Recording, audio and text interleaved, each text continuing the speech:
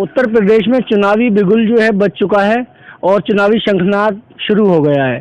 सभी राजनीतिक दल और सभी राजनीतिक पार्टियां अपनी अपनी तैयारियों में लगी हुई हैं। सभाएं शुरू हो गई हैं।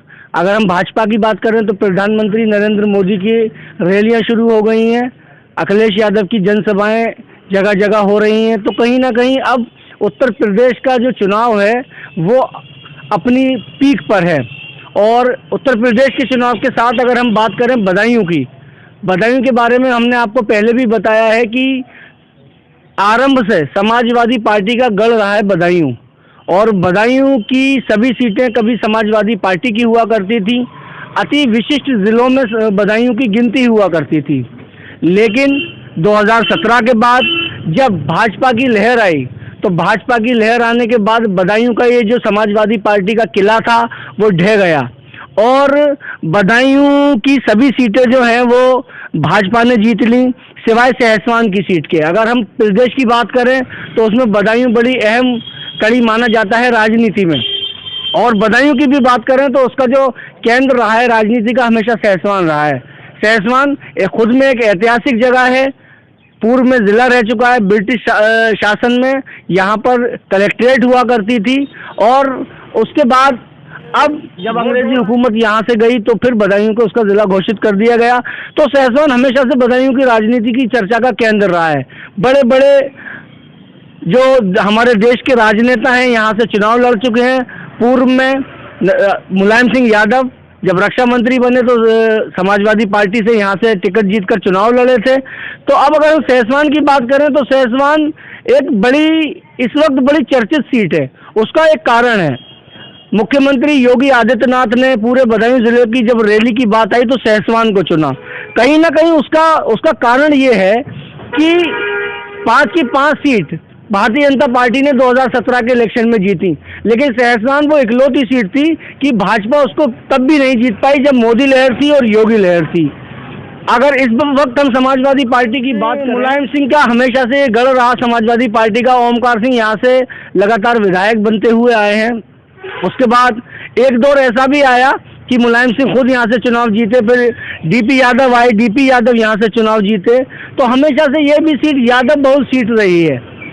इस बार समाजवादी पार्टी से कई नए दावेदार निकल कर आए हैं।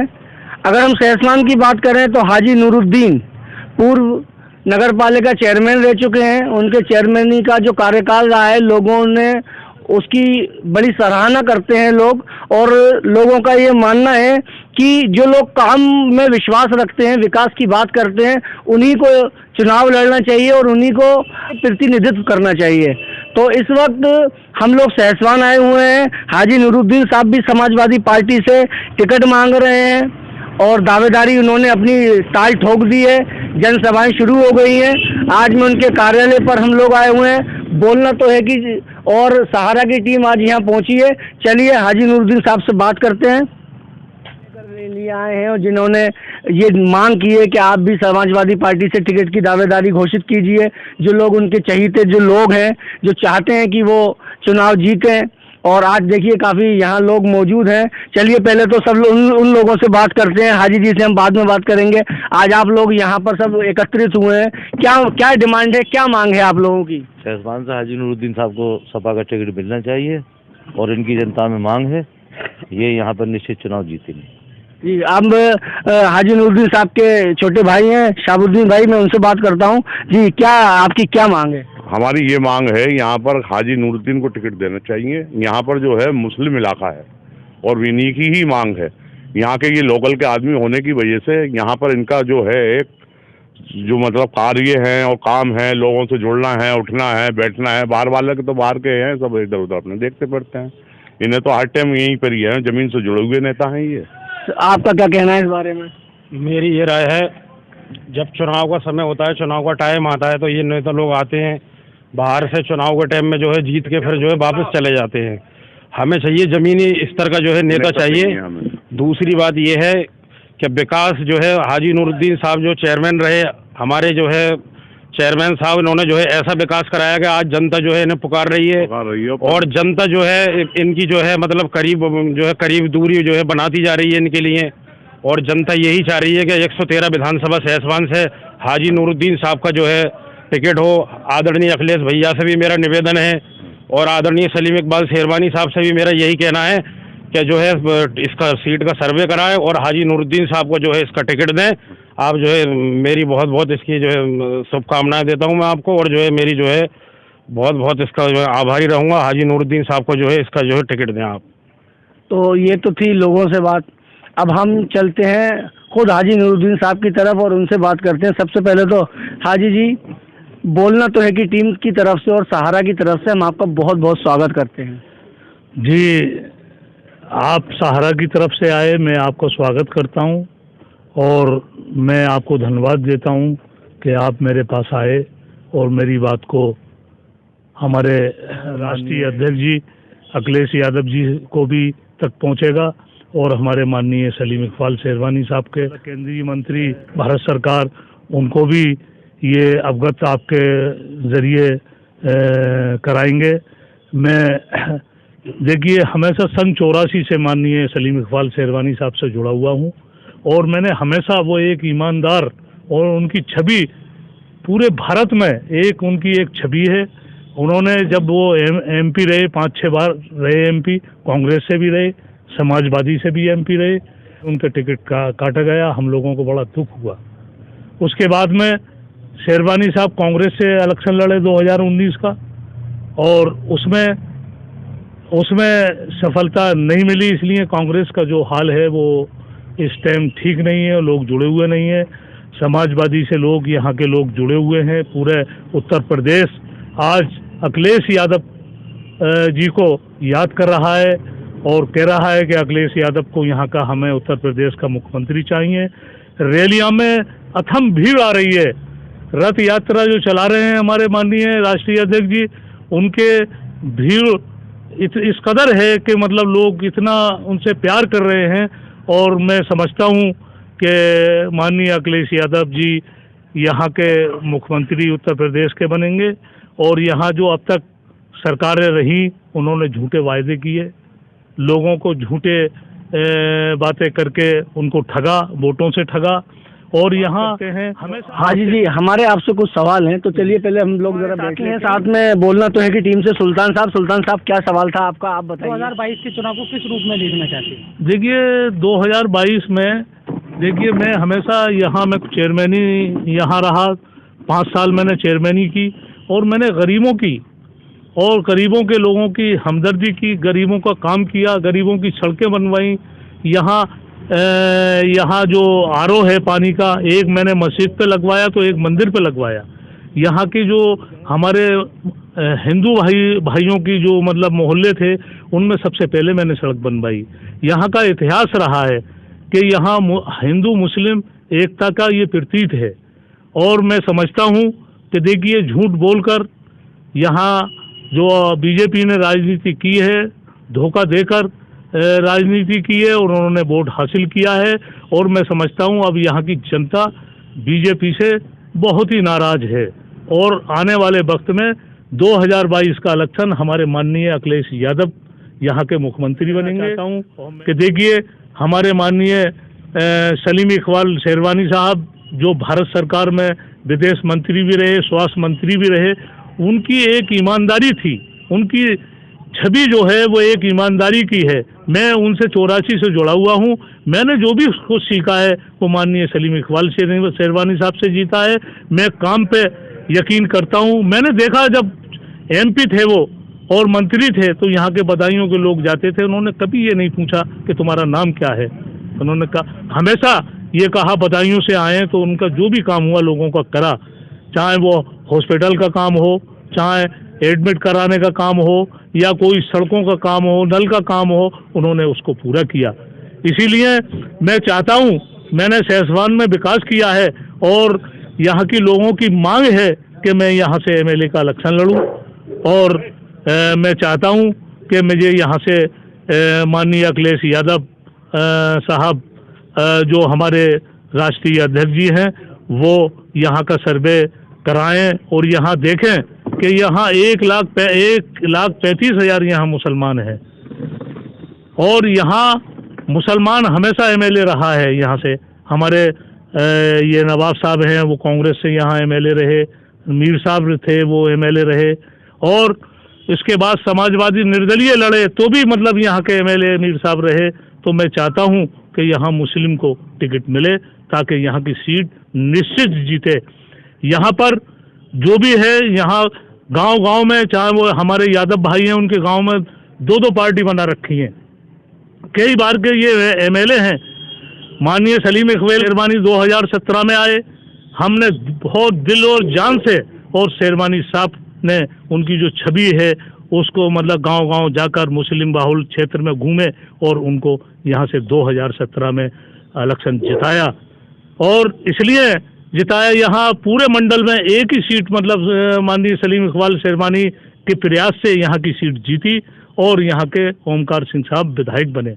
मगर वो यहाँ पर इतना लोगों को परेशानी रही कोरोना काल में, आज तक किसी गरीब से नहीं मिले, किसी की परेशानी को नहीं पूछा, किसी के यहाँ काफ़ी मौत, जो मुअज़्ज़िज़ लोग थे उनकी यहाँ मौतें हुई, उनके यहाँ घर जाना भी उन्होंने नहीं किया। आज घूम रहे हैं, आज मुसलमानों में भी आ रहे हैं कि वोट में दे दिया जाए। इससे पहले कभी भी ना तो सड़कों की उन्होंने तवज्जो की, ना तो ये बेसवाड़ा हमारा है वहाँ पानी घुटों भरा हुआ है, वहाँ पर कभी तवज्जो नहीं की कि यहाँ भी मुस्लिम एरिया में यहाँ सड़कें बनवाई जाएँ। तो मैं चाहूँगा कि यहाँ समाजवादी का टिकट जो यहाँ की जनता की मांग पर मुझे मिले और मैं निश्चित यहाँ से चुनाव जीतूंगा और समाजवादी का यहाँ से विधायक होगा, और यहाँ पर इतने भारी बहुमत से यहाँ से लोग वोट देंगे, चाहे मुस्लिम हो, चाहे यादव भाई हों हमारे, चाहे मतलब और बिरादरी के हमारे भाई हों, सब मिलकर मुझे चुनाव जिताएंगे। उनकी मांग भी है कि आप यहाँ से चुनाव लड़ें। तो मैंने उनकी मांग पर, इसलिए मेरा कार्यकाल 5 साल का देख चुके हैं। मैंने छात्राबाबू किले पर वहाँ पर लोगों ने आक्रमण कर लिया था, वहाँ पर मैंने हटवाया और वहाँ पर एक लोगों को घूमने के लिए एक पर्यटन मतलब बनाया। वहाँ पर लाइटें जलती हैं, ऐसा मालूम होता हो कि यहाँ हरदुआगंज है। मैंने यहाँ सड़कें, नालियाँ, और मैं पूरे 10 बजे नगर पालिका में जाकर बैठता था, जो लोग गरीबों की समस्या होती थी उसको सुनता था, उसका काम पूरी तरीके से मैं करता था, किसी को कोई परेशानी नहीं होने दी 5 साल के अंदर। और 5 साल के बाद मैंने चुनाव लड़ा। चुनाव लड़ने के बाद मैं यहाँ एक बीजेपी के हमारे दोस्त हैं, वो खड़े हो गए, उन्होंने हिंदू मुसलमान को लड़ा के यहाँ का मतलब मुझे वोट, हिंदू भाइयों को इतना वोट मिला था पिछली बार, जो मैंने 12 लोगों की जमानत जब्त कराई और हिंदू भाइयों ने भी मुझे वोट दिया 2012 में। उसके बाद में जब दूसरा चुनाव 2017 में आया तो उसमें बीजेपी अलग बढ़ गया, उन्होंने गुमराह कर दिया लोगों को, तो वो लोग गए, मगर मुसलमान ने मुझे वोट इतना ही दिया जितना मुझे मुसलमान दे। हाजी जी, ये तो आपकी सारी आपका रहा, जो भी आपके कार्यकाल रहा या जो भी रही है। हमारे जो सवाल हैं वो राजनीति को, प्रदेश की राजनीति को लेकर हैं, सहसवान की राजनीति को लेकर हैं। जी, सबसे पहले मैं ये जानना चाहूँगा कि आप किसकी सरकार बनते हुए देख रहे हैं, ये बताइए। ये सीधा सा सवाल हमारा ये है, जब भी हम किसी से मिलते हैं, कि सरकार किसकी बन रही है उत्तर प्रदेश में। देखिए, मैं आपको बताऊं, पूरा उत्तर प्रदेश में जो हवा चल रही है वो समाजवादी की चल रही है, और बीजेपी के लोगों से दुखी हैं लोग। और ये देखा होगा आपने रैली, हमारे माननीय प्रधानमंत्री मोदी जी, हमारे माननीय योगी जी की सभाएं होती हैं, कुर्सियां खाली होती हैं, और हमारे माननीय राष्ट्रीय अध्यक्ष जी अखिलेश यादव जी के, कि आप देखिए लोग आते हैं, दीवाना हो रहे हैं, आ रहे हैं, बड़ी भीड़ के साथ आ रहे हैं। और मैं आपको बताना चाहता हूं, यहाँ पर 2022 में हमारे माननीय अखिलेश यादव यहाँ के मुख्यमंत्री होंगे, और हमारे इसलिए कि हमारे जनाब सलीम इकबाल शेरवानी साहब जो एक सच्चे और ईमानदार आदमी हैं, उन्होंने हमेशा लोगों की को सुना। उनके 5-6 साल के बार एमपी बनने के बाद, मंत्री बनने के बाद में उन्होंने लोगों का काम किया, उनकी एक छवि है, इसलिए वो भी हमारे माननीय अखिलेश यादव साहब के साथ आ गए हैं, और वो भी पूरे प्रयास में है कि यहाँ से हाजी नूरुद्दीन को यहाँ से टिकट मिले। तो हमें ये बताइए आप कि सहसवान से बहुजन समाजवादी पार्टी से हाजी बिट्टन भी टिकट मांग रहे हैं, समाजवादी पार्टी से आप टिकट की दावेदारी कर रहे हैं, समाजवादी पार्टी से लड्डन मियाँ कादराबादी हैं, वो भी टिकट की मांग कर रहे हैं। हम ये जानना चाहते हैं कि अगर समाजवादी पार्टी से आपका टिकट हो जाता है, उधर बसपा के कैंडिडेट जो हैं वो हाजी बिट्टन अली हैं, तो क्या मुस्लिम मतदाता का रुझान क्या रहेगा? फिर मुस्लिम मतदाता उस कंडीशन में क्या करेगा? क्योंकि हमने जो देखा है कि लोग से जब हमने बात की है तो उनका ये कहना है कि हाजी बिट्टन भी काफ़ी दिन से मेहनत कर रहे हैं, तो क्या हाजी बिट्टन के आने से कोई फ़र्क पड़ेगा मुस्लिम मतदाताओं पर? देखिए, मैं गांव-गांव घूमा हूं और मैंने लोगों से बात की है। देखिए, मुस्लिम का जो रुझान है पूरी तरीके से वो समाजवादी की तरफ है। और देखिए, बसपा ने हमेशा, आज हमारे बहन मायावती जी जो हैं वो खामोश बैठी हुई हैं, न रैलियाँ कर रही हैं, न कहीं जा रही हैं। और जब जब मतलब बात आई तो हमारे माननीय अखिलेश यादव ने हम लोगों का, यहाँ के अल्पसंख्यक लोगों का साथ दिया, अल्पसंख्यक लोगों की बात को उठाया। अक्सर सुनने में आता है ये, और लोग चर्चा भी करते हैं इस बात की कि सांसद धर्मेंद्र यादव के बीच में कुछ मनमुटाव भी रहे, तो इसके बारे में आपका क्या कहना है? नहीं, मेरा कभी उनसे मनमुटाव नहीं रहा। मैं हमेशा उनकी इज्जत करता हूँ और मैं हमेशा उनके साथ भी मैंने इलेक्शन लड़ाया है, 2014 का इलेक्शन लड़ाया। और उसके बाद में देखिए, जहाँ तक का सवाल है कि वो मेरी इज्जत करते हैं। अब देखिए, हालात ये हैं, मैंने समाजवादी ज्वाइन की तो माननीय हमारे सलीम इकबाल शेरवानी साहब भी मौजूद थे और हमारे धर्मेंद्र यादव भी मौजूद थे, उन्होंने ज्वाइन कराई। और मैंने उन्हें बताया भी उसके बाद में कि मैंने अप्लाई किया है टिकट के लिए। उनके नहीं, बहुत बेहतर है, करना चाहिए। मैंने कहा क्या है, तो वो बताया कि नहीं, आपका मतलब प्रयास है और हम पूरी तरीके से प्रयास करेंगे। राष्ट्रीय अध्यक्ष जी सर्वे करा रहे हैं, सर्वे में जो भी आएगा उसको टिकट दिया जाएगा। मेरी बात बराबर होती है। हमारे शेरवानी साहब और माननीय धर्मेंद्र यादव के बीच में बहुत अच्छे मामलात हैं, ताल्लुकात हैं, छोटे भाई बड़े भाई का उनका रिश्ता है और वो जाते भी हैं। मैंने देखा भी है कि मतलब सलीम साहब के पास मिलने जाते हैं, उनके बेटा साद है, उनसे भी मिलने जाते हैं। तो सियासत में ऐसा नहीं है। हम तो हमेशा, जब से समाजवादी पैदा हुई है तब से हम समाजवादी के साथ हैं। हमने 4 इलेक्शन के लड़ाए और धर्मेंद्र यादव के इलेक्शन मैंने 2014 में लड़ाया और इसमें ऐतिहासिक वोट मिला धर्मेंद्र यादव के लिए। हाजी जी, ये बताइए आप कि असदुद्दीन ओवैसी भी यूपी में आकर उन्होंने चुनावी ताल ठोक दी है और मुस्लिम मतदाताओं पर लोग कहते हैं उनकी पकड़ भी है, उनकी बातों का असर भी होता है। कुछ लोगों का ये आरोप है कि असदुद्दीन ओवैसी सिर्फ भाजपा को फ़ायदा पहुंचाने के लिए जाते हैं इलेक्शन में। सहसवान में भी MIM ने अपनी जड़ें यहाँ पर भी अपनी बना दी हैं, कुछ लोग यहाँ भी इसको सपोर्ट करने वाले हैं। तो क्या ऐसा नहीं लगता आपको कि असदुद्दीन ओवैसी भी कुछ मुस्लिम मतदाता पर अपना असर डालेंगे या उसकी वजह से कुछ मुस्लिम मतदाताओं को प्रभावित करेंगे? देखिए, मैं असदुद्दीन की आपने बात की, असदुद्दीन जी जो हैं वो ने बीजेपी ने छोड़ रखा है। और देखिए, यहाँ का जो हमारे मुस्लिम भाई हैं वो समझ रहे हैं कि असदुद्दीन ओवैसी ने जो वोट कटुआ का नाम रख दिया है उनका, कि वोट काटने के लिए आए हैं। मुसलमान इनके बेकाबे में नहीं आएगा और इनको मतलब एक सीट भी यहाँ से उत्तर प्रदेश से नहीं मिलेगी और मुसलमान समाजवादी से जुड़ा हुआ है और समाजवादी को ही वोट देगा। अच्छा, ये बताइए आप कि अखिलेश यादव ने तो 5 साल में बहुत काम किए, बहुत एक्सप्रेसवे बनाए, स्टेडियम बनाए। लखनऊ को लोग बताते हैं कि इस तरह से कर दिया कि पहले उन्होंने सोचा भी नहीं था लखनऊ को इतना बड़ा एक महानगर बना दिया। उसके बावजूद भी 2017 के इलेक्शन में जनता ने अखिलेश यादव को हरा दिया इलेक्शन। 2017 के बाद जब बीजेपी सत्ता में आई तो बीजेपी ने उन सारी चीज़ों का फ़ायदा उठाया, उनके सारे कामों का। और समाजवादी पार्टी का ये आरोप भी रहता है कि भाजपा ने उनके कामों का क्रेडिट ले लिया सारे का सारा। अब ये 2022 का इलेक्शन है, 2022 का इलेक्शन आते आते भाजपा ने 3 तलाक, राम मंदिर धारा 370 की बात करना शुरू कर दी। अयोध्या झांकी है और काशी मथुरा बाकी है, इस तरह के नारे भी हो गए।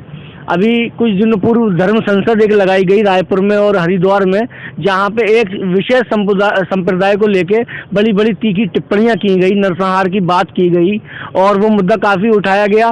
तो क्या अखिलेश यादव विकास की बात करते हैं और भाजपा ने जो एक तरफ से देखा जाए तो सांप्रदायिक कार्ड फिर से खेलना शुरू कर दिया?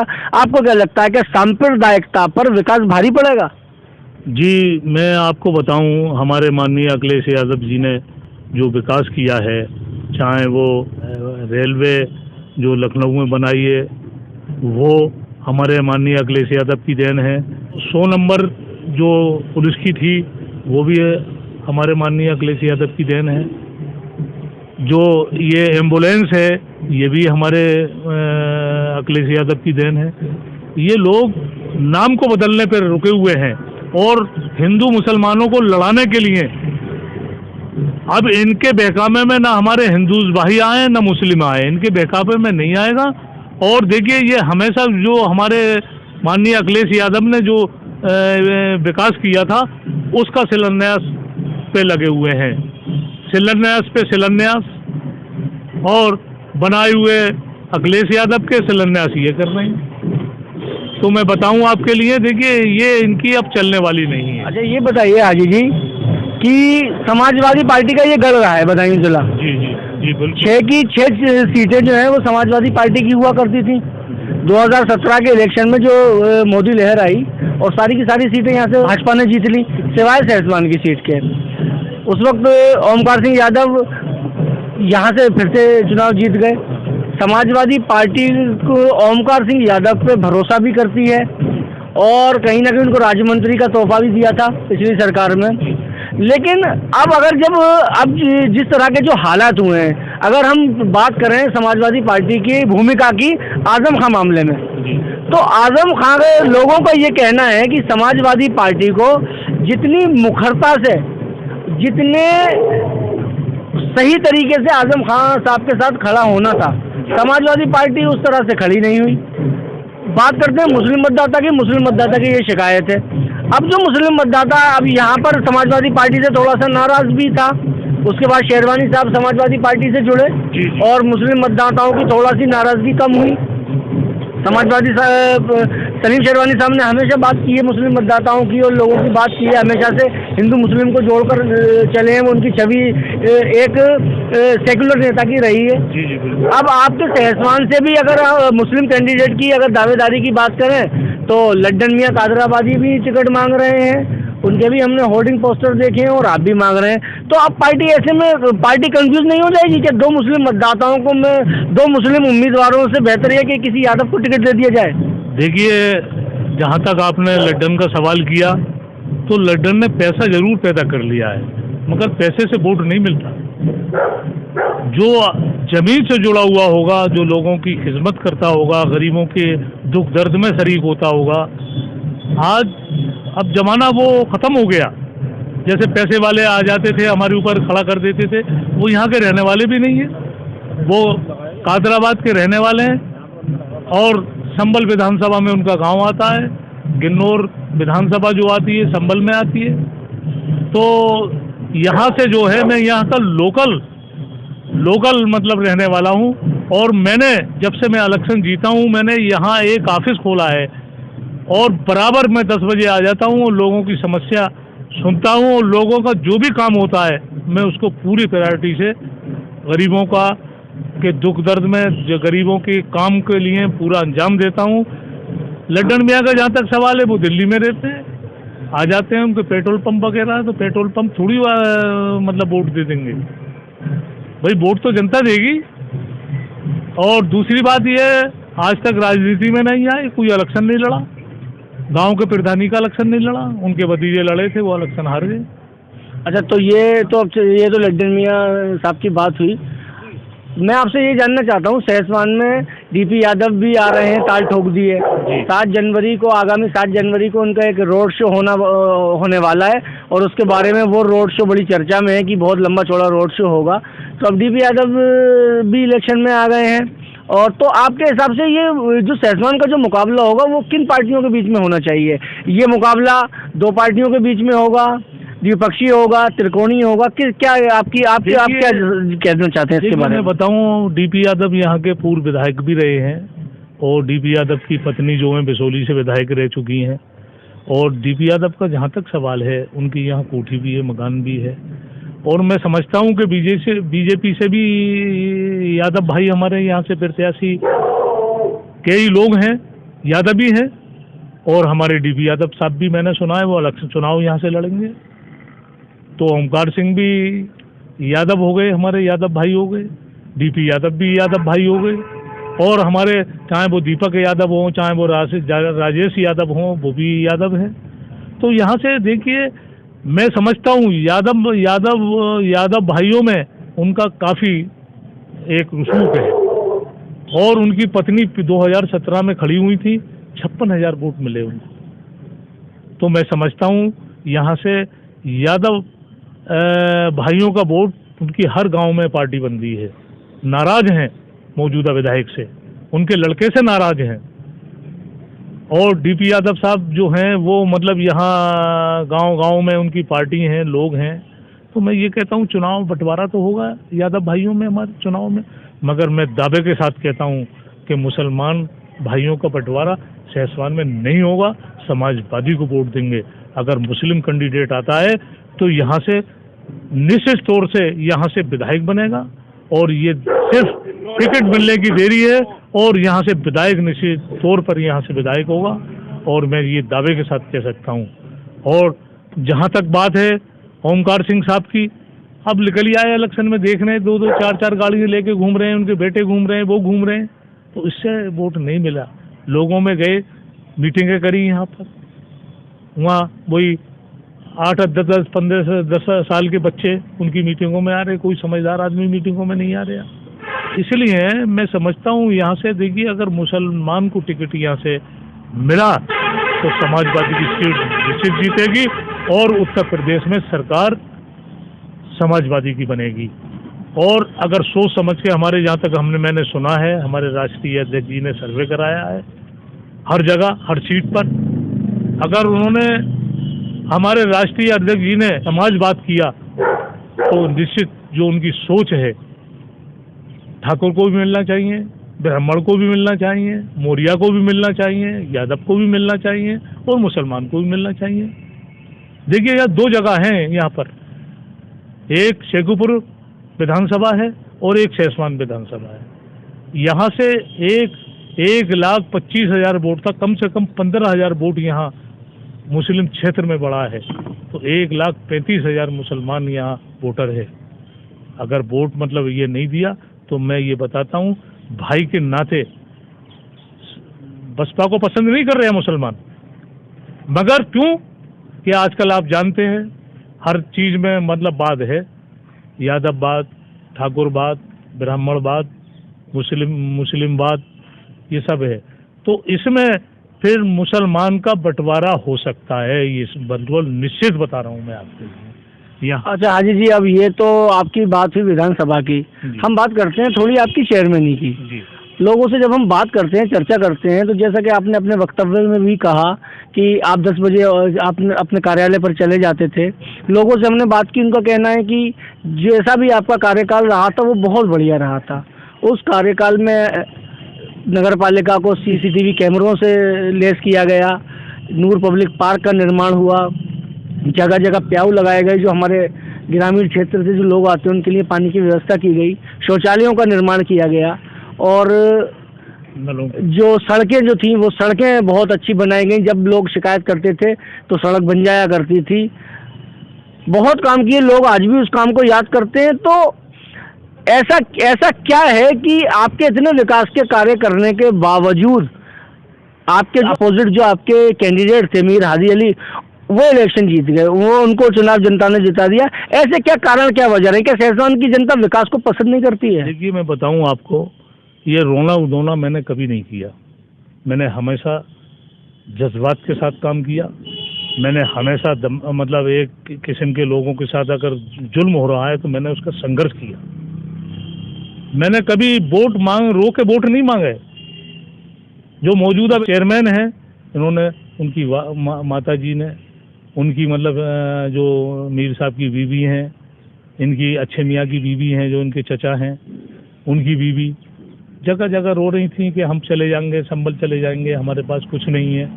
और देखिए यहाँ पर अगर ये अनुज महेश्वरी कि देखिए अगर ये जीत गए तो यहाँ पर जो बारात घर बनवाए, नूर पर पब्लिक पार्क बनाइए, यहाँ पर मंदिर बनाएंगे। इसलिए भोली वाली जनता है जो हमारी यहाँ की सहसवान की, उन्होंने वोट दे दिया और ये जीत गए। आज मैं बताना चाहता हूँ, कोई भी आदमी सहसवान का ये बता दे कि नगर पालिका में आने के सिवा कमीशन लेने के अलावा वहीं कोटी पे लिया जाता है और कमीशन लेके और लोगों को किसी की दुख दर्द में शरीक हुए हों, किसी की मौत हार में गए हों, किसी की ब्याह शादी में गए हों, किसी को ये कोरोना काल था। मैंने एक बात बताऊं, मेरे बेटे मरीजे हैं, इन्होंने जाकर लोगों की समस्या, लोगों के घर जाकर राशन बंटवाया, लोगों को की परेशानी को देखा। ये नहीं है कि वो लोग आए और हमसे मांगे। हमने जहाँ देखा कि गरीब लोग हैं, इनको रोटी मतलब अनाज नहीं है, आटा नहीं है, चावल नहीं है, घी नहीं है, तेल नहीं है, वो जाके हमने घर घर पहुँचाया। और मैं बराबर आज भी इसी प्रयास में, आप बैठे हुए हैं और आपने देखा होगा जब आप आए तो मेरे पास लोग बैठे हुए थे यहाँ, मैं बराबर अपने ऑफिस में 10 बजे आ जाता हूँ और लोगों की समस्या सुनता हूँ। मैं इस बात की चिंता नहीं करता मैं चेयरमैन हूँ या नहीं हूँ। अल्लाह ताला क्या हुक्म हुआ, अल्लाह ताला ने जो मुझे इस काबिल समझा या अल्लाह ताला का ये हुक्म हुआ तो मुझे यहाँ से टिकट मिलेगा और मैं निश्चित मैं लेऊँगा। ये मैं आपको बताना चाहता हूँ। तो ये थे हाजी नूरुद्दीन साहब, इनसे हमारी विस्तृत रूप से बात हुई, लंबी चर्चा हुई, सारे मुद्दों पर इनसे बात की गई। और जैसा कि इन्होंने अभी अपने वक्तव्य में कहा कि मैं हमेशा लोगों की मदद के लिए आगे आ जाता हूँ, खड़ा होता हूँ। अभी हमारी बात चल रही थी बाहर लोगों से, तो लोगों ने बताया इनके छोटे बेटे हैं सोहेल, जिन्होंने बिना किसी एडवर्टाइज के, बिना किसी प्रचार के अभी सैकड़ों कंबल बांट दिए। और कंबल की लोग बता रहे हैं क्वालिटी भी बहुत ज़बरदस्त थी। वो वाला कंबल नहीं था कि अपनी जिम्मेदारियों से लोग इतिश्री कर लेते हैं और फॉर्मेलिटी कर लेते हैं। इस तरह का उन्होंने काम किया। तो कहीं ना कहीं ये चीज़ें जनता को लुभाती हैं और चर्चा में बने रहिए।